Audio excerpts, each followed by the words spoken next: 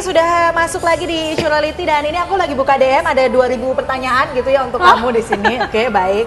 Pertanyaan yang pertama adalah bagaimana menurutmu tentang kesetaraan gender dalam dunia kerja lebih baik sekarang? Yes or no? I said yes. Yes ya, daripada zaman dulu ya kan. Kemudian yang kedua nih, kamu nggak merasa kalau kamu tidak merasa apa sih ini? Sebentar. Kamu merasa nggak kalau posisi-posisi penting ini masih didominasi pria? Maksudnya top manajemenmu hanya kamu kan yang perempuan? Lainnya pria? Ada yang single? Nggak relevan ya, oke jangan dijawab. Ini sama kayak HRD, saya mau apply karyawan. Iya.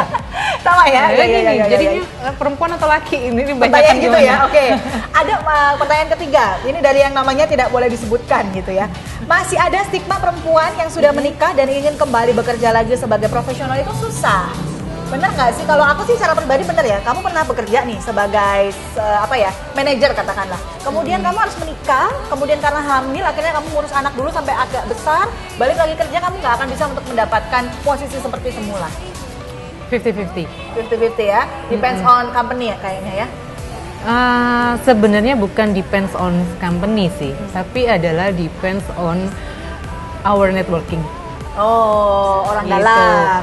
Bukan ya? Kan bener. The power of orang dalam. Ingat itu penting loh. Sebenarnya enggak juga.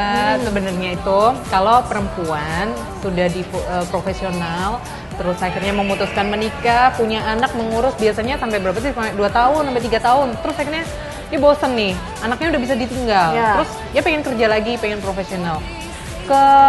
Kadang yang kita tidak sadari bahwa dalam profesionalisme bekerja sekian tahun sampai dengan posisi itu adalah kita melupakan networking. Jadi meskipun kita sudah tidak bekerja, asal networkingnya itu tetap terjaga. Meskipun kita tidak bekerja, kita masih kontak-kontak, masih meet up, dan track record kita di perusahaan atau di pekerjaan sebelumnya itu memang bagus. Begitu kita udah ngomong, gue pengen kerja lagi nih, tawaran itu pasti akan ada. Jadi kuncinya adalah the power of networking. Oke. Tetap ini bahasa saya orang dalam loh ya. Enggak the power of networking. Jadi harus tetap kadang kan kalau misalnya orang mikir nongkrong nggak penting, tapi ternyata penting ya untuk membangun networking juga dari nongkrong ya. Oke. Ini secara nggak langsung aku iklanin kopimu loh. Nongkrong aja di mana gitu ya nanti ya. Bener. Ini kapan kita ngopi di sana? Oh iya boleh. Kita nanti syuting di sana ya. Kalau ngomongin lagi perempuan, kita ngomongin lagi perempuan. Denas ini usianya sudah pasti, ini kan usia yang harusnya udah gini-gini lah ya, atau nganterin anak ke sekolah gitu ya, bikinin sarapan buat anak gitu ya. Keluarga nggak ada yang ngomong kamu kapan gitu, atau desakan dari kekasih. Saat ini punya kekasih kan?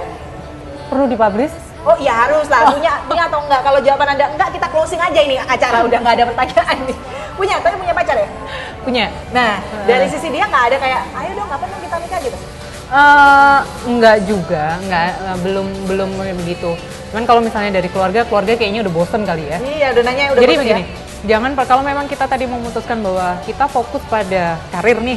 Gue pengen usia sekian, gue punya target, punya rumah, punya mobil, punya ini.